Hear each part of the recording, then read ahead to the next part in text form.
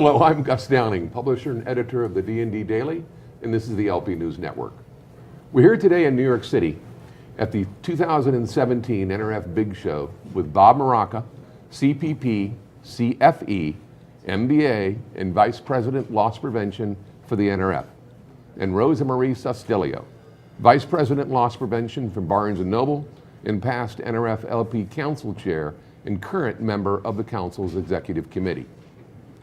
The NRF is the world's largest retail trade association, representing discount and department stores, home goods and specialty stores, Main Street merchants, grocers, wholesalers, chain restaurants, and internet retailers from the United States and more than 45 countries.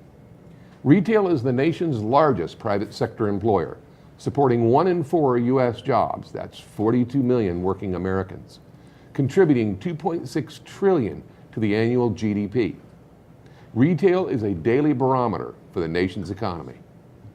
The NRF's loss prevention community works with the retail loss prevention professionals, law enforcement, and government agencies to protect retailers, people, assets, reputations, and brands.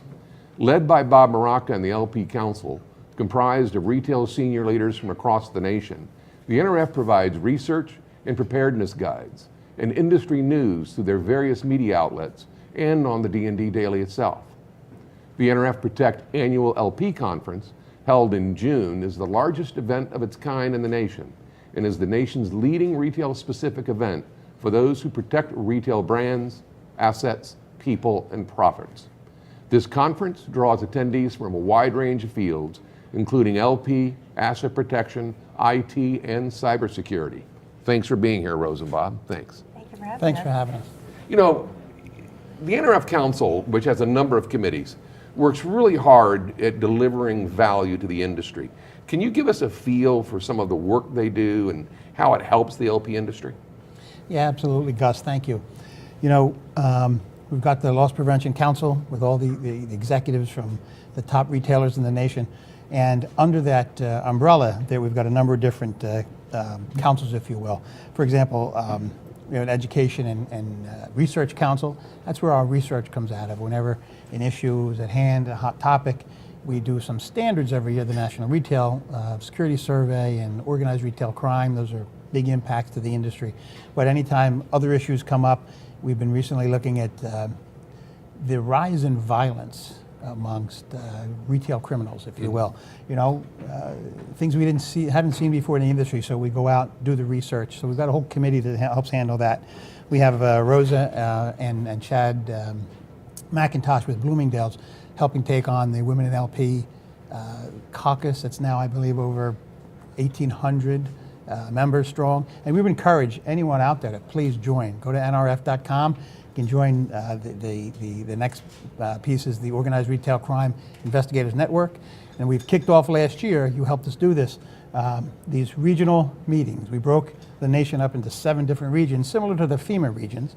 And now we have 2 and 3 times a year, we have regional networking calls. In other words, I call it a virtual roundtable, where we get together with regional people, regional organized retail crime folks who are having similar problems, and it's been very productive. We kicked off the initial meetings over the last 6 weeks, and it's going to be a continuing growth to help the networking when we're not at Protect for the rest of the year. And then we have Melissa Mitchell, who still handles the awards and recognition. We're always looking for positive things there where we can tout the work that we do. You know, loss prevention professionals are not very braggadocious about what we do. They never see themselves as everyday heroes, and they really are in their companies. They're out there at the cutting edge with being the integrity of the company, protecting their reputation. So we want to get them rewarded for that effort. Yeah, it's amazing how much they do, quite frankly. Yeah. I was unaware to the level until we saw some of the presentations Melissa does at the Protect conferences. So wonderful job on the part of all of them, quite frankly. Very altruistic group. A number of solution providers that get involved in such events as well. Yeah, we couldn't do it without the support of the solution providers, absolutely. You know, active shooters has, always been here. I mean, but it's become such a large problem, and it's increased in its incidence. It's really impacting the retail industry, if not our entire society. and happening many times in retail establishments, as we've seen. What is the NRF doing there? What's the role of the NRF with the active shooter issues, and what value does that bring to the LP industry and the retail community? That's a great question, because it is an ongoing and increasing problem. The active shooter, active incidents that are taking place, the NRF's role is to work with the federal authorities. We understand our role. We're not nuclear plants, we're not chemical plants, we're not hard targets, we're soft targets, part of the commercial facilities under the Homeland Security Department Infrastructure Protection Plan. So we've got to find ways to protect ourselves with intelligence, and we need our law enforcement partners. We need the intel that they have. 95% of the nation's critical infrastructure is owned by private industry. So we want to spend the money to protect ourselves and the effort and the intel, but we need those partners. So NRF's role is to partner with all the federal agencies and then the local NYPDs of the world, and we encourage retailers to talk to their local retailers, law enforcement partners, and help put plans together where we're prepared when an incident takes place. If we see something suspicious, that whole see something, say something program we want to implement, and then the NRF, we've got the guidelines for retailers, and it's a document.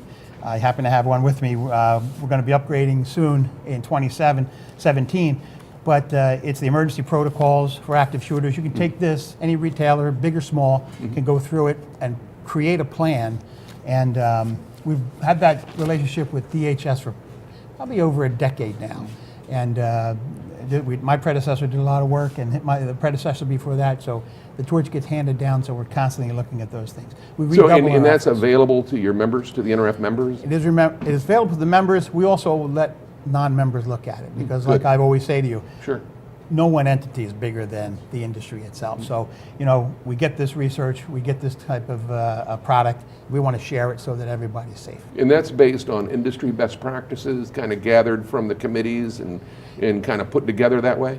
It's industry best practices, and then in conjunction with the intelligence we get from our law enforcement partners, the FBI, Homeland Security, ATF has a hand in it. Even FEMA now has on their website an active shooter training video that anyone can use, or any employee around the country. So we have a link to that in the program. So as the national response grows, we're on the cutting edge of keeping it in front of our retailers. And that would also include an information sharing network from a standpoint of having an incident happen and communicating after the incident about what we've learned from it and so on, I would assume. Yeah, this is the other piece. I've fortunately become the funnel with my relationship with those agencies. When something happens, now within usually 32 to 48 hours, we have a briefing, what's called a JIB, an intel briefing, a situational report of what has happened. The last incident that took place when the suspect was at large for a good 48 hours, we had the intel reports before he was even captured. So we put it out there to our folks so they can protect themselves accordingly, work with local law enforcement and such. So yeah, absolutely.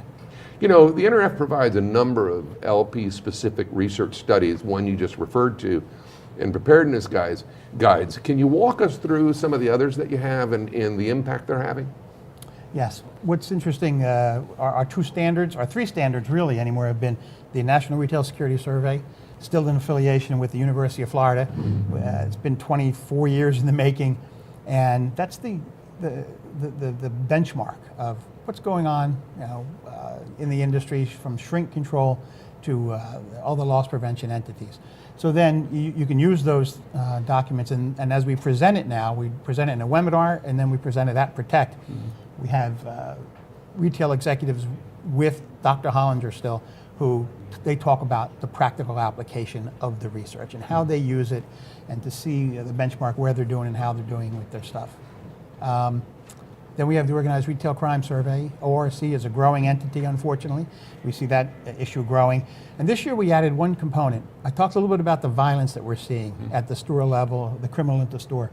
And frankly, we heard about it, so this year we added 3 questions asking retailers, are you seeing this increase in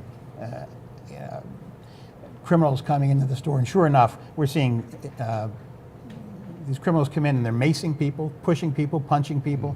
We even had that unfortunate homicide at the Walmart, I think it was in April a year ago, where unfortunately a loss prevention professional lost his life. So in response to that, we're doing some things that protect that I'll talk about later to try and get our arms around that before it becomes more of a problem. And then we do the return fraud, gift card fraud, because that's an issue, and credit card fraud, which with EMV has now moved to the online surface versus in the store. But, you know, as Matt Shea always says, every time we build a fence, 10 foot high, they come back with a ladder that's 10 and a half foot high. So constantly fighting up security countermeasures and what we can do better there. Any information you can share about the upcoming Protect Conference? Any glimmers that you can give us on it? Yes, I'll tell you what, we've got two things I'll talk about. We have I'll highlight the keynotes this year. We have Kathy Lanier, who's the former Metro PD out of Washington, D.C. chief for a decade or so, and she just took the job as chief security for the NFL. So she'll be an interesting speaker. She's one of our keynotes. And we also have a guy named Chris Voss, gentleman, former FBI agent. He was the lead negotiator for 25 years, hostage negotiator for the FBI. He's turned that around and he's created a whole session on how do you take negotiation skills and win in the business world and in your personal life. So really applicable to all the LP professionals. And then, coup de grace, we got Peyton Manning coming. So that was a real coup for us. Last year we had Ron Jaworski because we were in Philadelphia. This year we got Peyton Manning, who's going to kind of end up with an inspirational opportunity for everyone to listen to. And attendees will have an opportunity to meet and greet him, to win an opportunity to meet and greet him. You can't have everybody meet and greet Peyton, but so register for Protect early. Go to the website, and there's my little commercial for it. So that's exciting. And then the last thing, when I talked about that violence, our workshop this year is going to be there's a concept called verbal judo. It's how to, with just your voice and the questions and how you approach somebody who's agitated, to kind of decommission that process and stuff. So we're going to have a workshop, a 4-hour workshop for individuals to help thwart that problem that we're seeing of that more aggressive retail criminal. And that was packed last year, wasn't it? That was packed last year, sold that out. leadership, absolutely. Sure. We only have 100 slots, but they'll be of high value, especially with that increase in retail violence that we're seeing. Excellent. Rosa, as a past chairperson, and having been involved in the NRF for as long as you have, what is the value that it brings to the LP industry, and what's the value it brings to an LP executive, and how does an LP executive get involved? Well, it's interesting, Gus. To me, although there are so many options out there, NRF Protect, for me personally, it really is the only option that an LP professional needs to really make sure that they get to. It is the gold standard in retail trade associations, and from what Bob was explaining, was just a couple of the things, just a few of the things that the NRF offers. When you go to Protect, you get amazing education.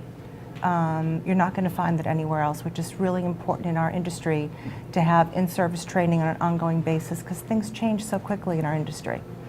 Peer-to-peer networking, doing it in person, you just can't put enough value on that, and how much through the years I've depended on my peers for so many different things. And then testing your strategy,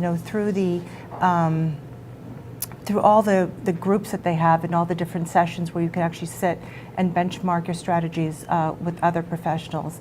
We're lucky in our industry that we don't have competitive issues.